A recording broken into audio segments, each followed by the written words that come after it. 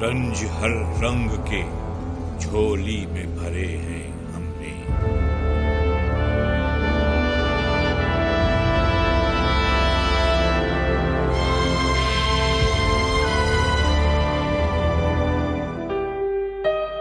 शहर दर शहर घर जलाए गए, यूं भी जश्ने तरफ मनाए गए। एक तरफ झूम कर बहार आई, एक तरफ आशियां जलाए गए।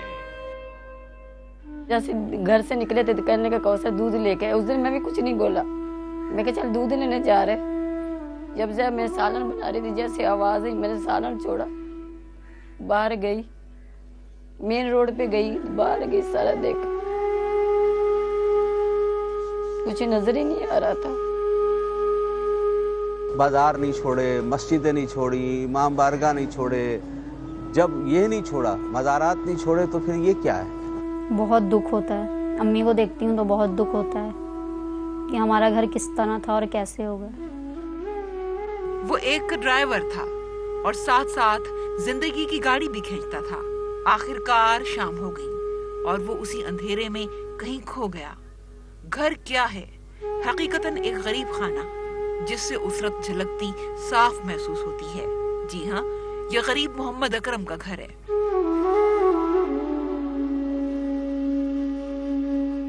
शहीद मोहम्मद अकरम ये घर है।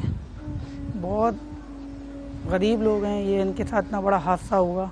अब घर में कोई भी नहीं है सर पे हाथ रखने वाला। एक भाई है, एक माँ, एक बहन है, यही लोग हैं यहाँ पे। और कोई कमाने वाला नहीं है इस घर पर।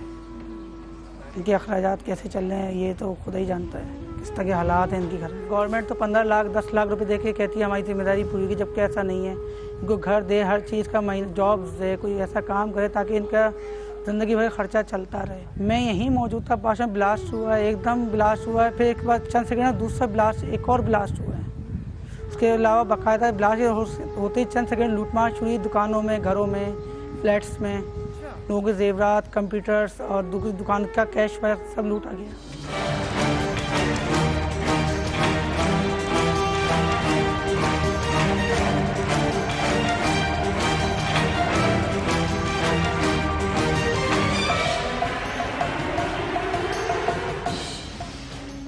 घरों को उजाड़ने वाले एक लम्हा भी अपने पीछे मुड़कर नहीं देखते कि किसी की बेटी बेआसरा रह गई या बीवी सारी उम्र अपने नसीबों को रोती रहेगी, बेवगी का दुख सहती रहेगी और तन्हाई में यादों को गले लगाएगी।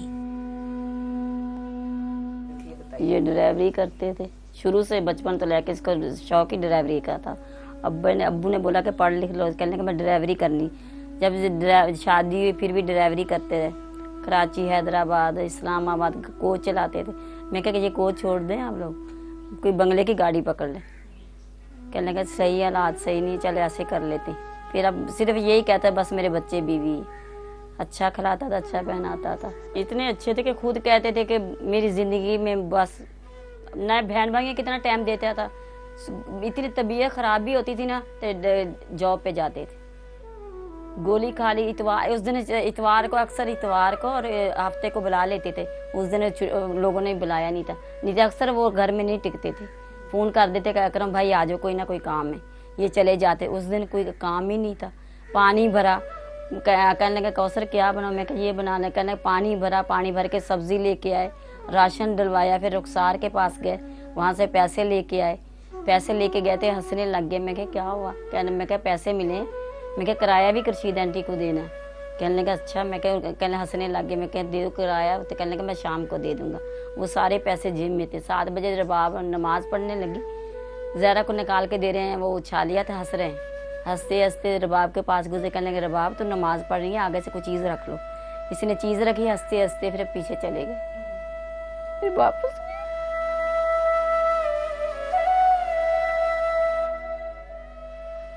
3 मार्च सन 2013 को कौन भूल सकता है, जब अब्बास टाउन में कोहराम बपा हो गया। आइए मुलाहिजा करते हैं इस हवाले से एक रिपोर्ट।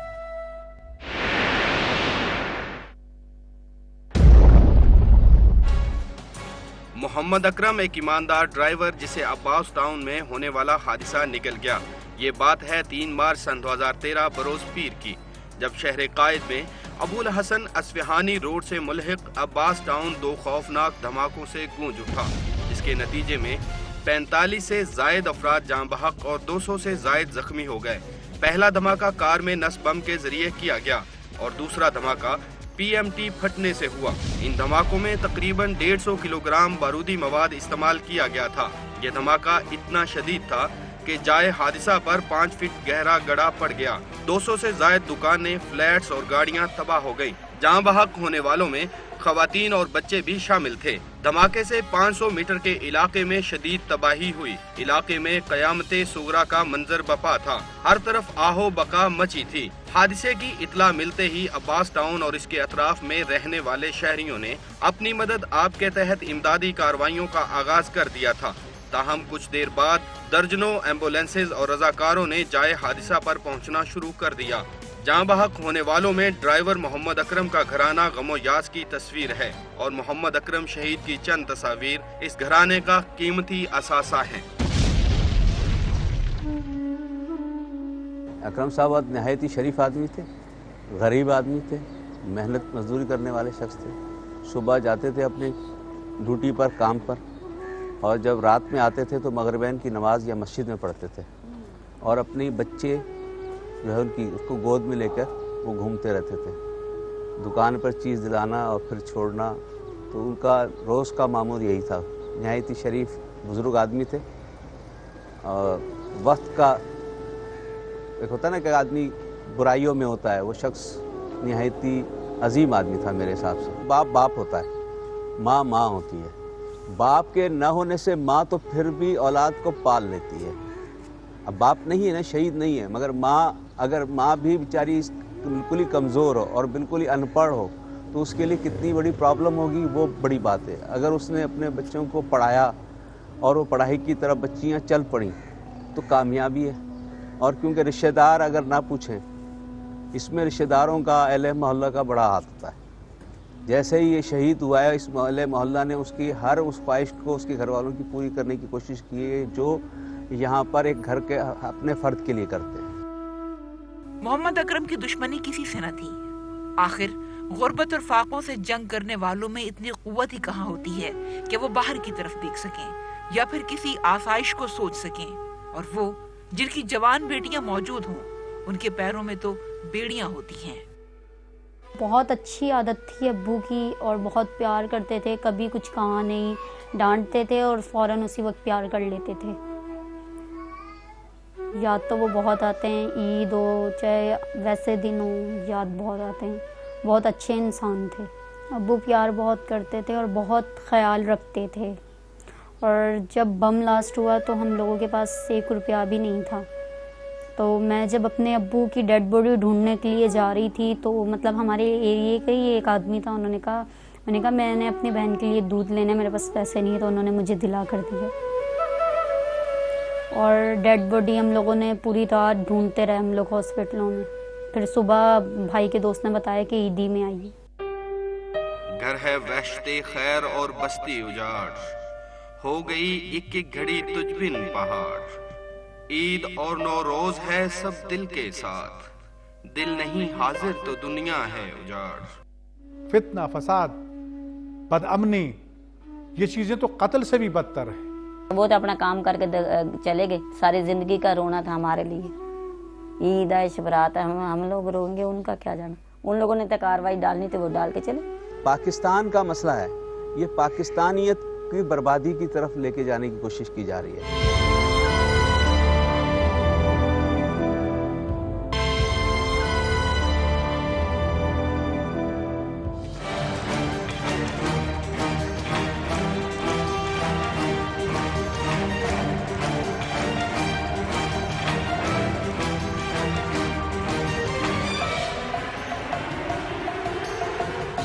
जितना भी लाते थे कभी ये नहीं पूछा था कि अकरम कि तुम्हारे जेब में कितने पैसे, कुछ भी, दाल है, साग है, चटनी है, जो भी है ना, अल्लाह का शुक्र से कभी बोला नहीं था। सिर्फ उसको सौदे का और पानी का फिक्र होता था, खाने पीने का, और कुछ भी नहीं, ना किसी से सलाम जाने कुछ। जुमेरात हो गई, अगरबत्ती जला के आ गए, वो घर से बाहर निकलते ही नहीं थे। 24 घंटे बस घर में रहते थे, ना किसी से यारी ना दोस्ती, सलाम अलैकुम वालेकुम सलाम, इससे वो बढ़ के किसी से। मोहल्ले वाले कहते थे ये अपने काम से काम रखता है, बस ना किसी का लड़ाई ना झगड़ा ना तू तकरार ना कुछ नहीं करते थे। घर किराए का है, जहर माल का मकान तो सब्र नहीं करते। वो तो सो कहते हैं कि देखो इतना मिला, इतना मिलने को क्या करना है, कुछ जैसे हमारा सिर पर वारिस ही नहीं, ऐसे पैसे को क्या तो करना। हमारे शौहर की भी कोई टांग टूट जाती, चल सहारा तो होता बैठने का कि भी कभी ना कभी तेने मौला ने उसको तंदुरुस्ती सेहत देगा ना। जरा लेट हो जाए कुछ भी, किराए वाली तो नहीं बर्दाश्त करती, वो तो कहती कौसर किराया दो मुझे, फिर कर जहाँ से भी कर करा के बेटे को बोलती हूँ वो ला के देता है मुझे। अभी बोला था किसी ने कि आपको ना हज पे लेके जाएंगे, तो कहने लगा कौसर मैं तुझे लेके जाऊंगा। मैं कहा आप जाए, वो तो आपको कह रहे हैं ना तो आप हज पे जाए। नहीं कोई चीज भी होती, पर्ची कुछ भी मेरे नाम की पर्ची होती, कोई कपड़ा होना पहले कौसर बाद में कोई और ना। इतना बेटियों का कोई बहन भाइयों का करता था ख्याल, जितना वो मेरा करता था इतना कोई नहीं करता। बड़ी अजीब सी बात है कि वो खुशी खुशी जिस्म से बारूद बांधकर मौत की मंजिल की तरफ रवाना होते हैं और कई बेगुनाह लोगों को सफ़े हस्ती से मिटा देते हैं।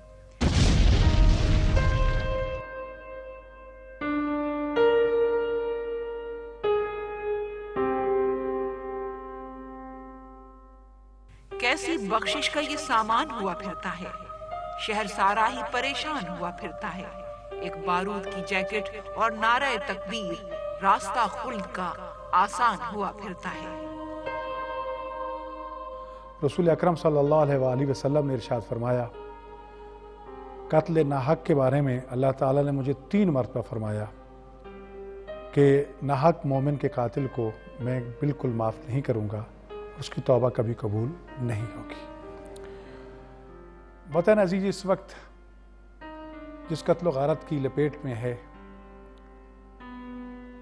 इसमें वतन दुश्मन, इस्लाम दुश्मन,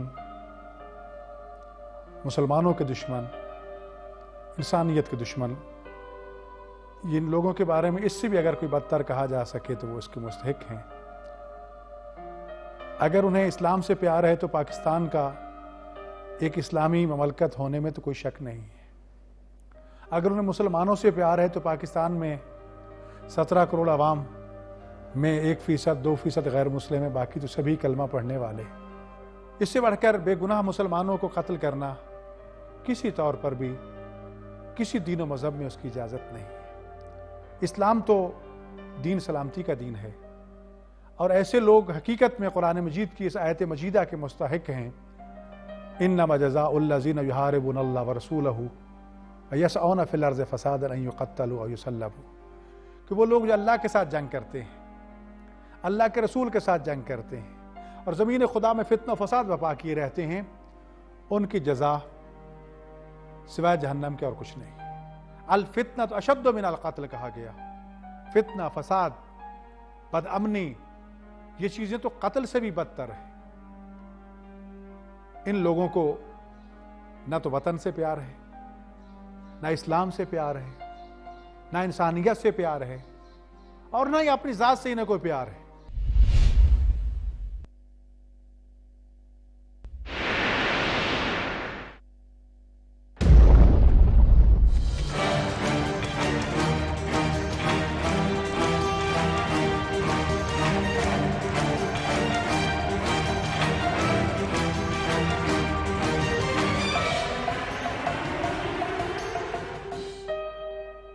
आह वो खलवतों के सरमाए मजमाए आम में लुटाए गए, वक्त के साथ हम भी ऐ नासिर खारो खस की तरह बहाए गए।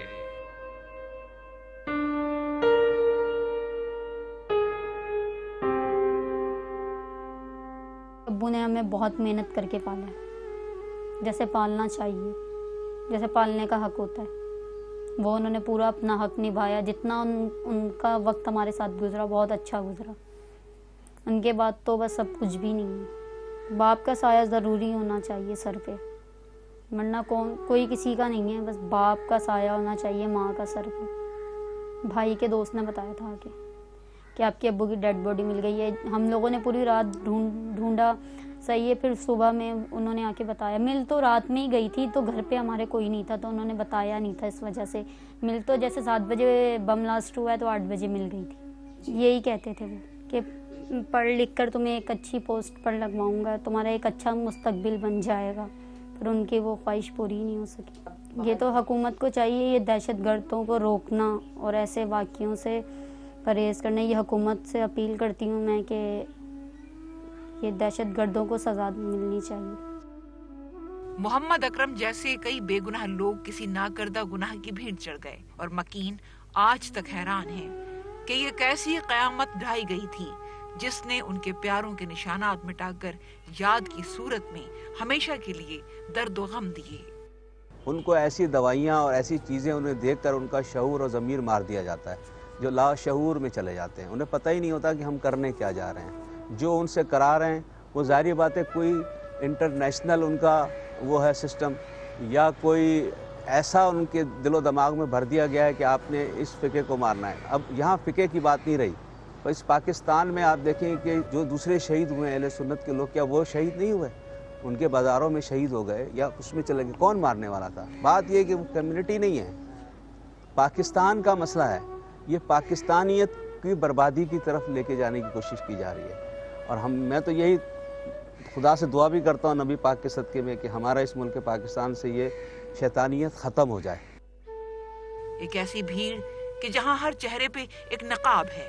एतमाद किस पे करें, एतबार किस पे करें कि बाज़ औक़ात ये चेहरे पहचाने नहीं जाते कि दोस्त कौन है और दुश्मन कौन, या ये एक किसी ऐसे शख्स का चेहरा है जिसका ज़मीर मुर्दा हो चुका है और वो एक दहशतगर्द का रूप धार चुका है और मोहम्मद अकरम जैसे शफीक बाप के गिरेबान पर हाथ डालने के लिए रवां दवां है।